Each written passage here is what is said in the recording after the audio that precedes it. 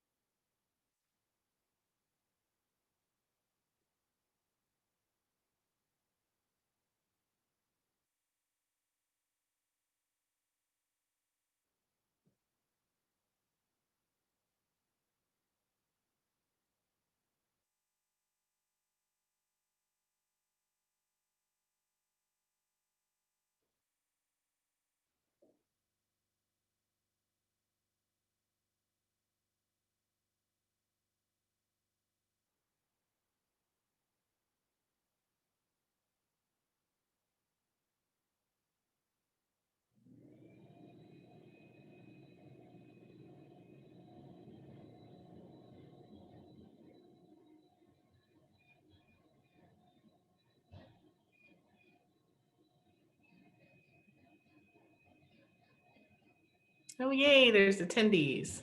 I was like, I will read to an empty room if I must. I'm like a band playing a gig, and nobody shows up, but I am here.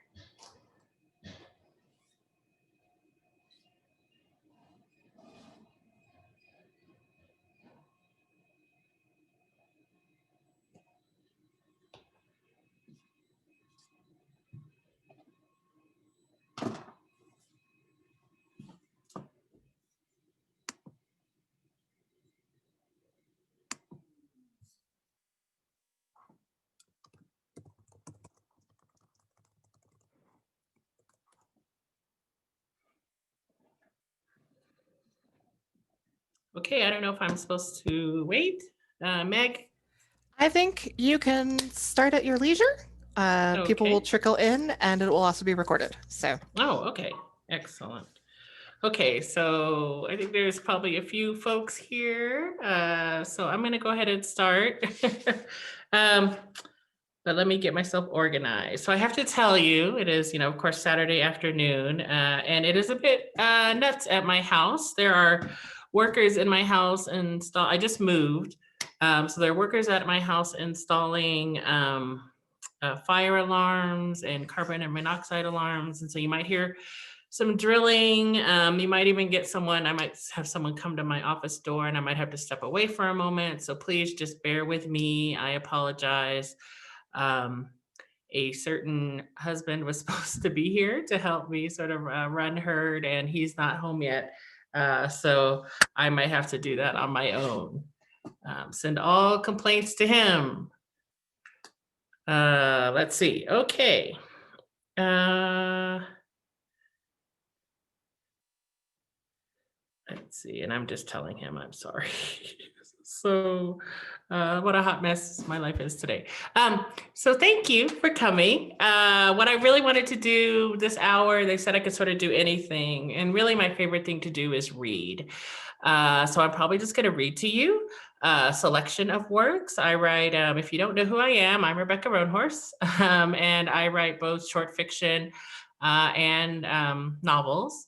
And actually, I'm working on a TV show at the moment in a writer's room. So maybe I could share a little bit of that with you as well, give you a little sneak peek. So a little bit about my work. I wrote my first short story in 2017. That was Welcome to Your Authentic Indian Experience, trademark. It was published in Apex Magazine. It went on to win the Hugo and the Nebula and be nominated for a bunch of other stuff that it did not win. And it has actually been optioned by Amazon Studios. So hopefully we will see that on the little screen at some point in the future. I am not writing the screenplay. Sterling Harjo is writing that. So I'm excited to see what he comes up with. I have not seen it. So I'm actually going to start today by reading you a little bit of Welcome to Your Authentic Indian Experience. Now, LeVar Burton reads this short story in his LeVar Burton Reads series, like sort of like Reading Rainbow for adults. And it is pretty awesome. So I cannot pull this off as well as LeVar does, even though it's my own story. But if you're interested in having a little sound effects, eagle screeches, bar background, the whole 9 yards, please check it out on LeVar Burton Reads. But for now, it will just be me. So let's go ahead and hop in, and I we'll get started. Oh, and you can put questions in the chat. I know there's like a Q&A, but there's only like 7 of us here, including myself and Meg, I think. So just a handful of folks. Feel free to put questions in the chat or anything you want. If you want to make a request, can't guarantee it because a lot of my stuff is in boxes. But if there's something specific you want to hear or something you're interested in, let me know. Okay, so welcome to your authentic Indian experience by me. In the great American Indian novel, when it is finally written, all of the white people will be Indians and all of the Indians will be ghosts. Sherman Alexie, How to Write the Great American Indian Novel. You maintain a menu of a half-dozen experiences on your digital blackboard, but Vision Quest is the one that the tourists choose the most. That certainly makes your workday easy. All a Vision Quest requires is a dash of mystical shaman, a spirit animal, wolf usually, but birds of prey are on the upswing this year, and the approximation of a peyote experience. Tourists always come out of the experience feeling spiritually transformed. You've never actually tried peyote, but you did smoke your share of weed during that 1 year at Arizona State, and who's going to call you on the difference? It's all 101 stuff, really, these quests, but no other Indian working at Sedona Sweats can do it better. Your sales numbers are tops. Your wife, Teresa, doesn't approve of the gig. Oh, she likes you working, especially after that dismal stretch of unemployment this year, the year before last, when she almost left you. But she thinks the job itself is demeaning. Our last name's not Trueblood, she complains when you tell her about your nom de rêve. Nobody wants to buy a Vision Quest from a Jesse Turnblatt, you explain. I need to sound more Indian. You are Indian, she says. Turnblatt's Indian sounding enough because you're already Indian. We're not the right kind of Indian, you counter. I mean, we're Catholic, for Christ's sake. What Teresa doesn't understand is that tourists don't want a real Indian experience. They want what they can see in the movies. And who can blame them? Movie Indians are terrific. So you watch the same movies the tourists do until John Dunbar becomes your spirit animal and stands with fists your best girl. You memorize Johnny Depp's lines from The Lone Ranger and hang a picture of Iron Ice Cody in your work locker. For a while, you were really into Dustin Hoffman's Little Big Man. It's Little Big Man that does you in. For a week in June, you convince your boss to offer a Custer's Last Stand special, thinking there might be a tourist or two who want to live out a crazy horse experience. You even memorize some quotes attributed to the Venerable Sioux chief that you find on the internet. You plan to make it real authentic, but you don't get a single taker. Your numbers nosedive. Management in Phoenix notices, and boss drops it from the blackboard by 4th of July weekend. He yells at you to stop screwing around, accuses you of trying to be an artiste or whatnot. Tourists don't come to Sedona Sweats to live out a goddamn battle, boss says in the break room over lunch one day, especially if the white guy loses. They come here to find themselves. Boss waves a hand in the air in an approximation of something vaguely prayer-like. It's a spiritual experience we're offering. Top quality. The fucking best. Darane, your Navajo coworker with the pretty smile and the perfect teeth, snorts loudly. She takes a bite of her sandwich, mutton by the looks of it. Her jaw works, her sharp teeth flash white. She waits until she's finished chewing to say, nothing spiritual about squaw fantasy. Squaw fantasy is boss's latest idea, his way to get the numbers up and impress management. Daran and a few others have complained about the use of the ugly slur, the inclusion of a sexual fantasy as an experience at all. But boss is unmoved, especially when the first week's numbers roll in. Biggest seller yet. Boss looks over at you. What do you think? Boss is Pima, with a bushy mustache and a thick head of still dark hair. You admire that about him. Virility. Boss makes being a man look easy. Makes everything look easy. Real authentic like. Zaran tilts her head, long beaded earrings swinging, and waits. Her painted nails click impatiently against the Formica lunch table. You could smell the onion in her sandwich. Your mouth is dry like the red rock desert you can't see outside your window.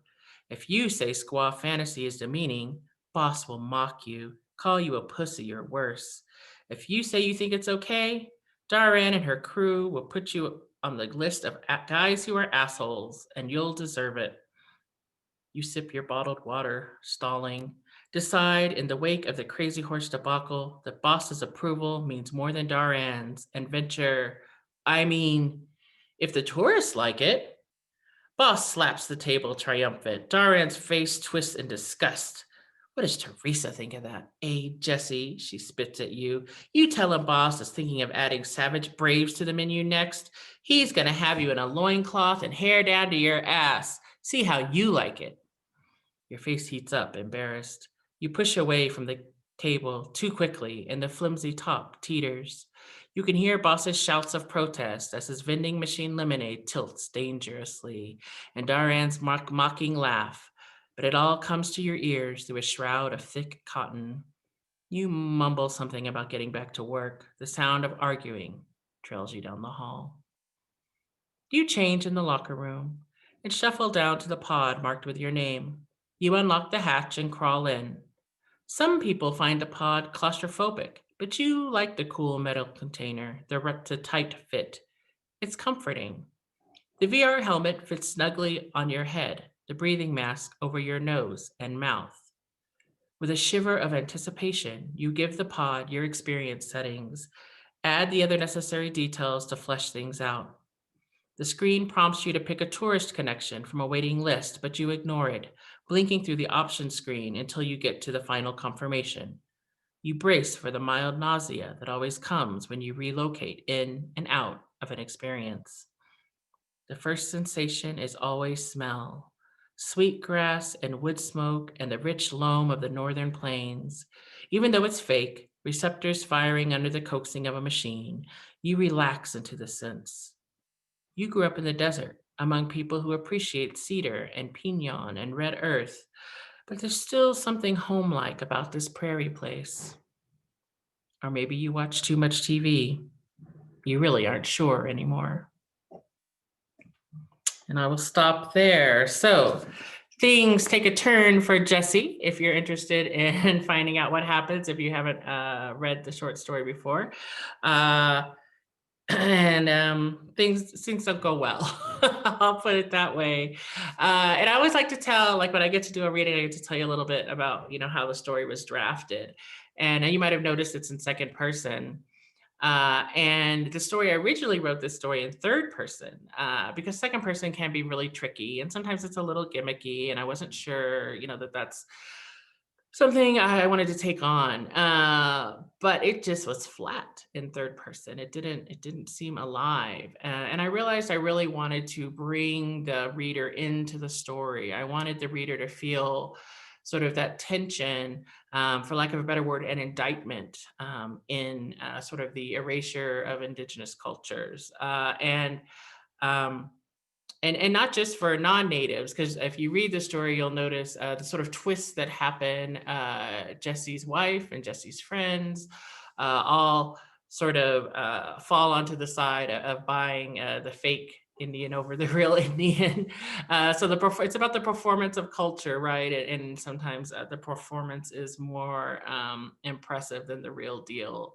And so second person, I switched it to second person and it just came alive. I felt like the story really found its footing. And so, yeah, and it went well. I had written it. I wrote it after I wrote my first novel, Trail Over Lightning. I actually sold that in 2016, but it didn't come out till 2018. And I wrote this in 2017. And my thought was, hey, I'll write a short story. I'll get it published. I'll get out there. Maybe, a dozen people will read it. And it'll be pretty cool. Like I'll have a publishing credit. So that when Trail comes out, I could be like, oh yeah, I wrote this short story too. And to my absolute surprise and still shocked to this day, it went on to win a Hugo for Best Short Story and a Nebula for Best Short Story and get nominated for all the awards that year. So I'm super grateful for people who the story really resonated with, who saw its potential, and really sort of launched it into the stratosphere and the science fiction and fantasy community. So thank you so much. My very first short story. Let's see. Oh, good. Yay. Yay, I'm just reading all your comments. As I said before, if you came in a little late, feel free to comment in the chat. There's just a few of us, so I feel like this is sort of this intimate experience. I'll pause and check chat every once in a while. A reminder also that I have workmen in the house, so I might have to step away if they need me just for a second. That would be like your bathroom break moment or something. And hopefully there's not a lot of banging and stuff, but we'll find out because I just moved, so it's a little funky. Right, so I want to move on actually to my second short story, which is called Harvest. And you can find it in this anthology, New Suns, edited by Nishi Shah. Which has won a bunch of awards and been nominated for a bunch of awards. Very coolly, I think today it was nominated for a British Fantasy Award. So yay for that. I just thought of that other short story that gosh, everything I own is in boxes right now. It's normally I could just sort of pick something off the shelf and I know exactly where my stuff is because I'd love to read to you from that. But anyway, I'm going to read to you from Harvest instead. And maybe I can find the other one. So this is a little bit PG-13R rated. There's just a line or two that might be a little bit racy. So, just FYI. I don't think there's any kids, but, just in case, let you know. And when Nisi contacted me, this was a solicited story. And when Nisi contacted me, she said, send me your sort of most outrageous, most out there sort of story that you don't think anyone else will publish, because that's what I want to publish. And I was like, well, I do have this short story that's kind of out there. So this is the one I sent her, and luckily she loved it and published it. It is my take on the Deer Woman legend. So for those who don't know, Deer Woman is a character that you see particularly, I think, in sort of woodland Native American stories. And she is often a beautiful woman who attends the dance, and is sort of dancing, and you can't see her feet, and her feet are actually hooves, right? Because she's a deer woman. And she will seduce the seducible away and then often kill them. And so I sort of, I guess, gosh, back in, it's probably like 2017 as well, maybe 2018. Beth LaPensée did a Deer Woman anthology for Native writers where she asked us to all reimagine the Deer Woman legend in sort of, I guess, a more progressive or more interesting or just a new way. And some people did comic book versions of Deer Woman. Some went full on vengeance. Mine is sort of somewhere in between. So I will read you that. It's called Harvest. Never fall in love with a deer woman. Deer women are wild and without reason. Their lips are soft as even song, their skin dark as the mysteries of a moonless forest. A deer woman will make you do terrible things for a chance to dip your fingers inside her, to have her taste linger on your tongue. You will weep before it is over, the cries of one who has no relatives, but you will do whatever she asks. Tansy, Tansy, my lover whispers my name. Is it time to harvest the hearts? The horror of her question is always fresh, always a shock. I suppose in the daylight hours when she is not here, I am able to tell myself that it never happened, that her words are other than what I know them to be. As long as I don't look at what we keep in the old cooler on the fire escape, as long as I ignore her bloody breath. The hand she rests against my cheek is still damp and smells faintly of rot. The air clots my nose with a coppery sweetness that has become familiar. Her eyes meet mine, vast and luminous. They say that if you gaze into someone's eyes, you can see their soul, but my lover has no soul. Her eyes are mirrors, showing me only myself, and I turn away from what I see. I reach for her instead, my hands compelled by something primal. If desire were a thing made physical, it would be the curve of my lover's neck, the slope of her shoulders. It would taste like the salt of her skin. It would sound like the susurrus of her breath. So, of course, I say what I always say every time she asks me to kill for her. Yes. We only need a few more hearts now, she says. 2, 3, I forgot, I've lost count. Are you counting? 3. Last week, when she asked, it was 5. The fifth we harvested on a Monday night in the empty parking lot of a deserted travel stop off I-95, a blonde haired clerk whose steps were heavy with minimum wage and payday loan debt. Fourth was a gray eyed mother of 2, the backbone of her family. She fought hard, a strong heart, a worthy sacrifice, something to break the best of her people. They were monsters, my lover says to me, and it does no good to have mercy on a monster. They will not have mercy on you. She tucks herself against my ribs and rests her head on my shoulder. The silver moonlight through the open door snags in her hair, and the light of the distant stars caress her skin. She tilts her face up for a kiss. I lean in, eager, but she moves away, laughing. She rolls to her feet, drags at my hand. Let's go. I go, stumbling out of bed, barefoot across peeling and cold plastic tiles, ignoring the residue of filth that sticks to my soles. I pull on my jeans, an old stained hoodie, grab the black leather roll of chef knives from the console by the door, hesitate at the feel of leather in my hands, the blades of sharp steel unrevealed, and for a moment I remember a life before I met my lover. Never fall in love with a dear woman. Dear women are cunning and can see the past and future all at once. Their eyes are deep and still as well water, their legs as long and slender as the high aspens. A dear woman will make you do terrible things for a chance to stroke the back of her knees, to hear her whisper your name. She will promise you home. We did not meet in a chance encounter in a moonlit wood in the way of fairy tales. I did not chase her fleeing shadow through a dappled grove of ancient trees to the banks of an enchanted pool. I was not lured away, as is the way of hunters who have, on a solstice eve, somehow become the prey themselves. I met my lover in a bar on a weekend trip to Manhattan, an impetuous late train from my upstate culinary school down to the city, a solo escape from a mind-numbing week spent on gastronomy etiquette, spirit dulled by the proper way to sit at a table, the hand to use for the seafood fork, the ordering of stemware. I am lost in this world, drowning in a sea of their buttery sauces and unfamiliar histories, wishing for something known, something to remind me of home. I overhear a boy in the class mention a food truck somewhere on the Lower East Side that serves oven bread and prune pastelitos.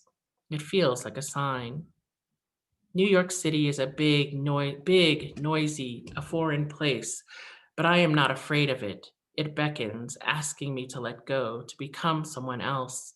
I wander, looking fruitlessly for that truck until I hear a deep drum beat, a high wailing through the open door of a corner bar.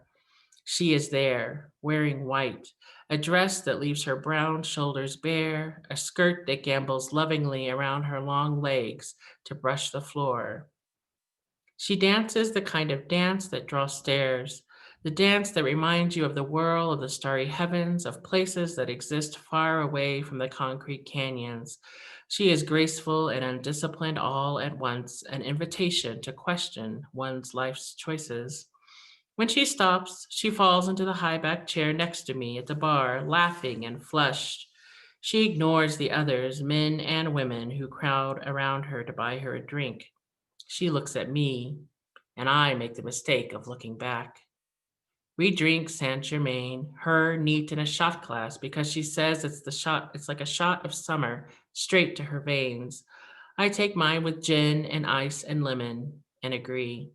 We drink and then we dance until the night moves on without us, until the bartender calls last call. And laughing, dizzy, reckless, we share a nectar tinged kiss.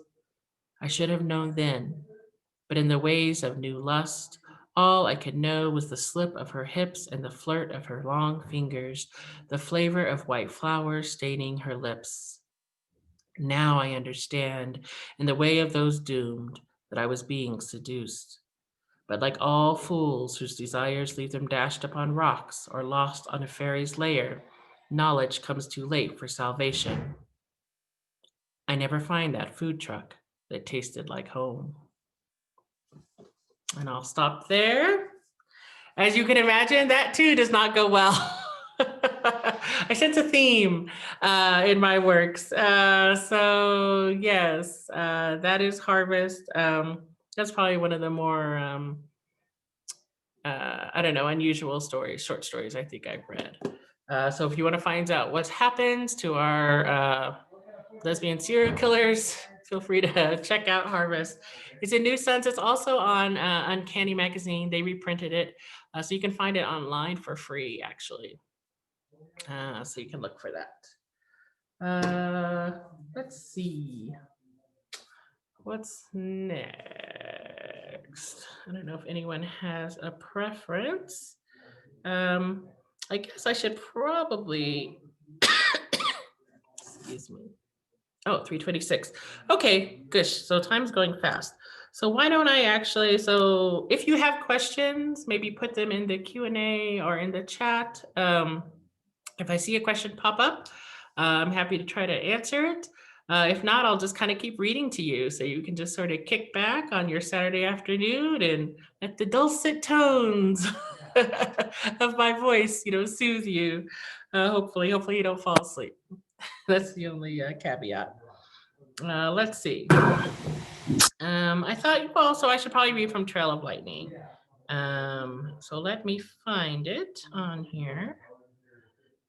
This is my handy Kindle where most everything lives.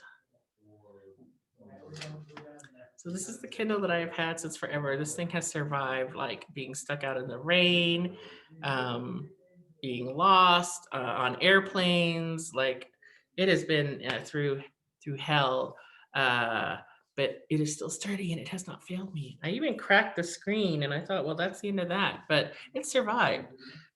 So this is a quality product. All right. So Trail of Lightning. So Trail of Lightning was my first novel. It came out in 2018. It won the Locus Award for Best First Novel. It was long listed for the Hugo. Yay. Oh, no. I'm sorry. It was a Hugo finalist. I always forget. It was a Hugo finalist and a Nebula finalist. So it did pretty good. It had a good run. It is an urban fantasy. And I'll tell you a little bit about how it came to be. So I'm a huge fan, especially back in the day of urban fantasy. But there were a lot of characters who were sort of half native and their superpowers usually turn them into some sort of animal or something. And I thought, well, that's nice. But what if we had an urban fantasy that had a native woman, as the main character, and she was full native, and she was interacting with the gods and the heroes and the monsters of her own world, rather than what you see in most urban fantasy, which is vampires and werewolves and the fae and sort of these Western European sort of animals and creatures. And so that was sort of the motivation for Trail of Lightning. I wrote it while I was working full time as an attorney.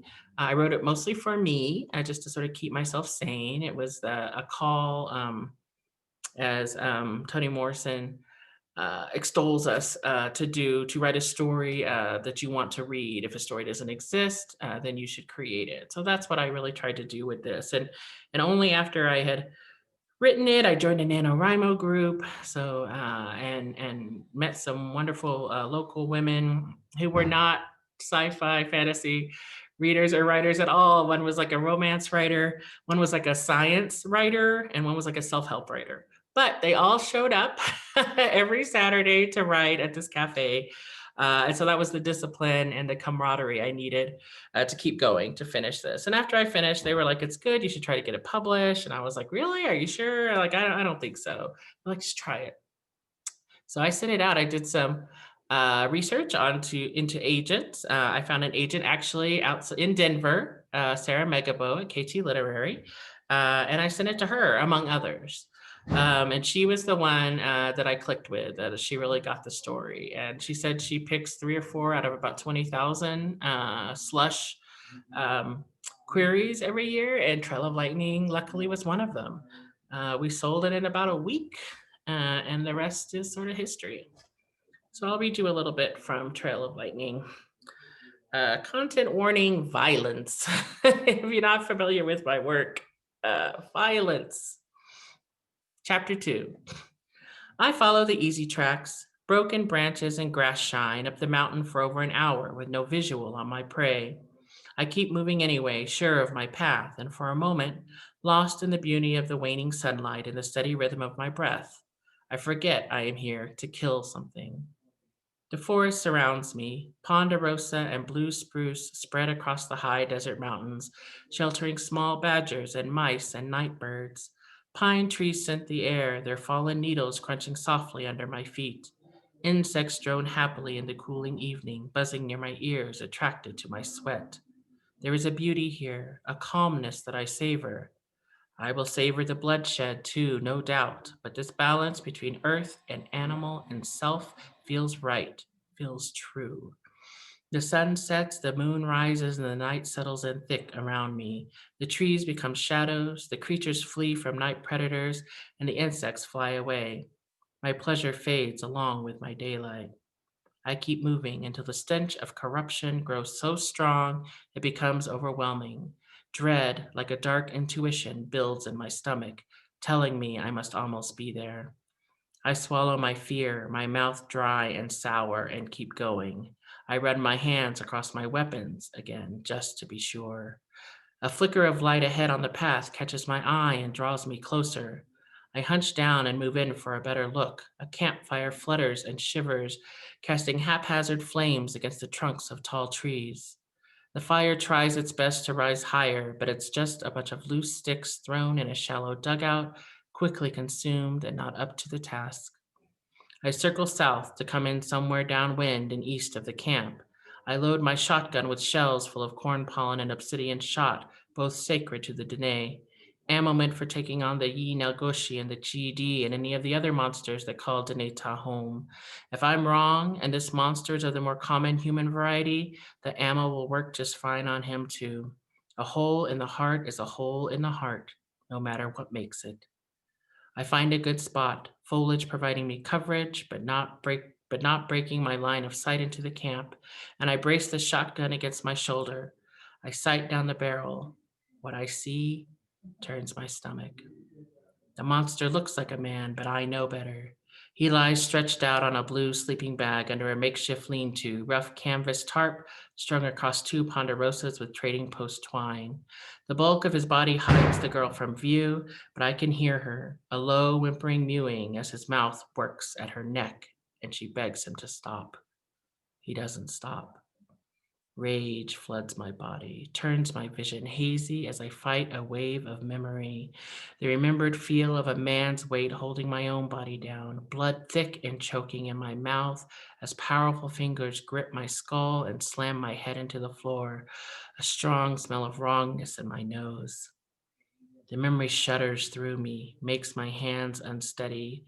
I force myself to shake it off, remind myself that it's just a memory and it can't hurt me anymore. The monster that did that to me is dead. I killed him. I spare one last hope that Nezgane will come charging up the mountain, flaming lightning sword aloft to save the day. I even wait half a second to see if it'll happen, but nothing, just me, alone. I raise the shotgun, bracing it against my shoulder. I stick out a foot, eyes still focused in front of me. I step heavily on a fallen branch. The brake sends a loud snap into the otherwise silent night. I wait for him to move, to give me a clear shot. Zilch. Eyes still on the monster's back, I reach down and pick up a rock. I throw it hard at a distant sumac. It smacks into the trunk with a loud thunk. I grip the shotgun, finger on the trigger. Still nothing. And the girl's cries get higher, more frantic. Screw it. I bang the butt of my shotgun on the tree I'm using for cover and yell, "Hey, over here!" He rears up, head jerking back and forth as he searches the night for me. The nearness to the fire has left him blind. I swallow down bile. His mouth is covered in red gore. He's been gnawing at her throat. The son of a bitch is eating her. I fire. The shot rips through his chest. He staggers but doesn't go down. Blood trickles, sparkling wet in the firelight, and then pours. I start counting down from 10. 10 seconds, and a human loses enough blood that he falls like a brick. I know he's only shaped like a human, but I hope the rule still stands. I stay alive for 10 seconds, and I win. He's big, broad-shouldered and thick. No wonder he was able to carry the girl up the side of the mountain for miles. In the flickering light of the poor fire, I can't see much detail. Man-shaped, but with knotty lumps like oversized tumors protruding from his back, shoulders, and thighs. Arms that seem too long, that branch out from his trunk and drag the ground. Skin so translucent and almost glows. And now he's sporting a bloody hole in his chest. I pump and fire again, this time taking off a chunk of his shoulder. Flesh and other bits spatter down on the girl, who skitters backwards on all fours. The monster is still standing, and he roars at me like a wounded boar, enraged. "Run!" I shout at the girl as I advance. 6, 5, 4, and he's barely staggered with a hole in his heart and half his arm missing. And I know I'm in trouble. "Go down," I whisper. "Go down." And we'll stop there. So if you had guessed, the main character is a monster hunter. I should have probably mentioned that. This is her on her first hunt after a long time. She's going after a monster who has taken a young girl.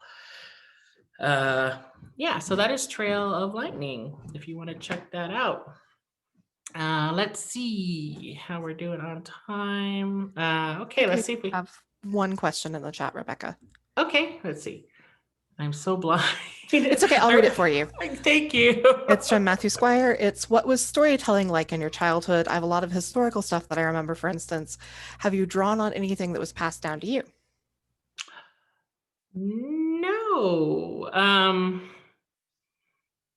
No, storytelling in my childhood mostly came from books. My mom was an English teacher, so she was hugely encouraged us to read. I was one of those kids that got dropped off at the library at 10 on a Saturday and picked up at 5. And I have an older brother, and we would just spend all day in the stacks, just reading. I read all the sort of early stuff, Susan Cooper, C.S. Lewis, Lloyd Alexander. So really, I was raised on sort of a European epic fantasy.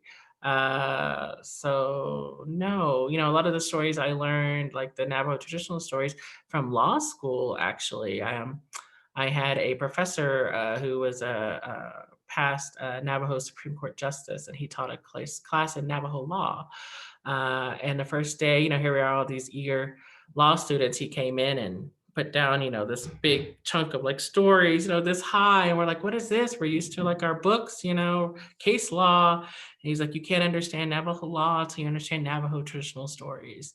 And so he had us just read the stories and discuss the stories, and that. And then later on, we got into Navajo common law, because they actually have codified law. And case law, but there, a lot of what the law is based on is drawn from traditional stories. So yeah, no. Okay, speaking of epic fantasy, perhaps I will read you a bit of Black Sun. So Black Sun, which is also subtly displayed behind me, you might have noticed, is my new epic fantasy. I usually don't put a whole lot of my own books on the shelf behind me, I swear. But I was on book tour last week, and then I'm still not done. I'm actually appearing with Stephen Graham Jones at Old Firehouse Books, appearing, which means Zooming, on Monday, Old Firehouse Books in Fort Collins. And then I think Thursday I'm with John Scalzi, which is sort of an interesting pair up, but we're buds at the Strand. So if you're interested in either of those conversations, you still have time to check those out. Anyway, so Black Sun is my most recent novel. This just came out like October 13th. So please check it out if you are so inclined. It is a big, sprawling, epic fantasy inspired by the pre-Columbian Americas. So think like the maritime Maya, the mound builders of Cahokia, the Incans, the ancestral Puebloans, like all of these cultures sort of inspired this secondary fictional world. So don't look for historical accuracy. What my goal really was to try to capture the flavor and the feel of those worlds. And this story is sort of full of a lot of what you would expect in epic fantasy, forbidden magic, celestial prophecies, giant crows that you can ride, which is my personal sort of favorite. And it follows four characters, four point of view characters throughout the story. All of them somehow outsiders, separated from home, fighting against their destinies, whether chosen or sort of assigned. Um, and just, I guess, somehow not fitting in and trying to find their way. So I'm going to read you a little bit of Black Sun. Oh, 10 minutes. Okay. Oof, I got fast. So I'm going to go short then. I'm going to just read you maybe a little bit from the beginning, actually. I was going to try to give you a teaser of the other one, but I might not get there. Okay. So like I said, this is inspired by sort of pre-Columbian Mesoamerican cultures primarily. And really what sets the tone is this excerpt from the Florentine Codex that starts the book. You are the substitute, the surrogate of Flake Nawake, the Lord of the near and far. You are the seat, the throne from which he rules. You are his flute, the mouth from which he speaks. He speaks within you. He makes you his lips, his jaw, his ears. He also makes you his fangs, his claws. For you are his wild beast. You are his eater of people. You are his judge. Chapter 1. Today he would become a god. His mother had told him so. Drink this, she said, handing him a cup. The cup was long and thin and filled with a pale, creamy liquid. When he sniffed it, he smelled the orange flowers that grew in looping tendrils outside his window, the ones with the hunty centers. But he also smelled the earthy sweetness of bell-shaped flowers she cultivated in her courtyard garden, the one he was never allowed to play in. And he knew there were things he could not smell in the drink, secret things, things that came from the bag his mother wore around his neck that whitened the tips of her fingers and his own tongue. Drink it now, Serapio, she said, resting a hand briefly against his cheek. It's better to drink it cold, and I've put more sweet in it this time, so you can keep it down better. He flushed, embarrassed by her mention of his earlier vomiting. She had warned him to drink the morning's dose quickly, but he had been hesitant and sipped it instead, and he had heaved up some of the milk of the drink in a milky mess. He was determined to prove himself worthy this time, more than just a timid boy. He grasped the cup between shaking hands, and under his mother's watchful gaze, he brought it to his lips. The drink was bitter cold, as she had promised, much sweeter than the morning's potion. All of it, she chided, as his throat protested and he started to lower the cup. Else it won't be enough to numb the pain.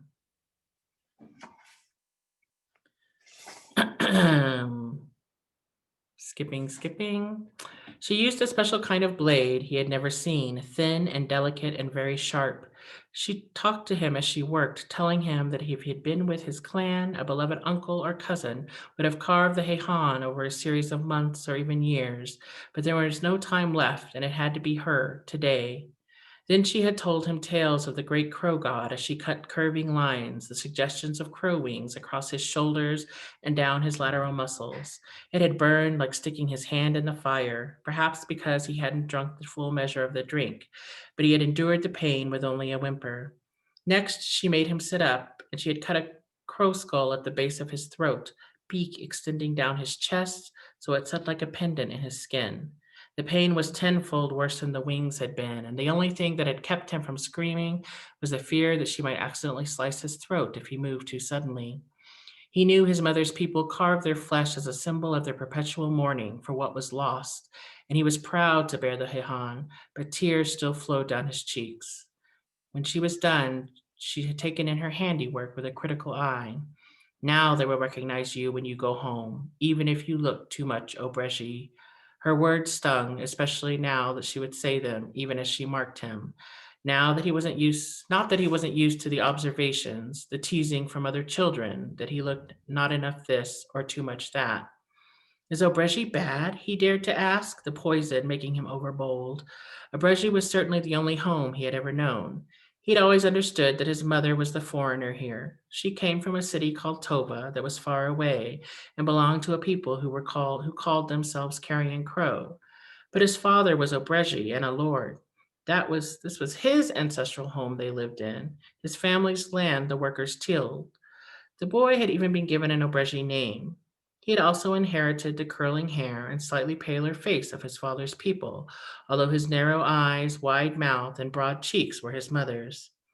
No, son, she chided. This life, this place, she gestured around them, taking in the cool stone walls and the rich weavings that hung from them, the view of the snowy mountains outside, the entire nation of the Obreji, was all to keep you safe until you could return to Tova. And that's probably all I have time for that. Let's see. How much time do I have, Meg? 5 minutes. So I promised on Twitter, I don't know if anybody saw the tweet, so maybe I'm off the hook. But I promised on Twitter that I would read a little bit of a work in progress. So I'm just going to try to get that in very quickly. So this is the first book in a trilogy. The trilogy is called Between Earth and Sky. And this is Black Sun. And the second book, which I'm not allowed to tell you the title yet, but this is a little excerpt. I'll try to make it very quick. From the second book. So no promise this actually makes it into the final cut. I haven't finished. So I don't know what's going to get edited in and out, but I'll read you a little bit of this. Sayuk walked through the graveyard of the makers and wondered what it took to kill a god.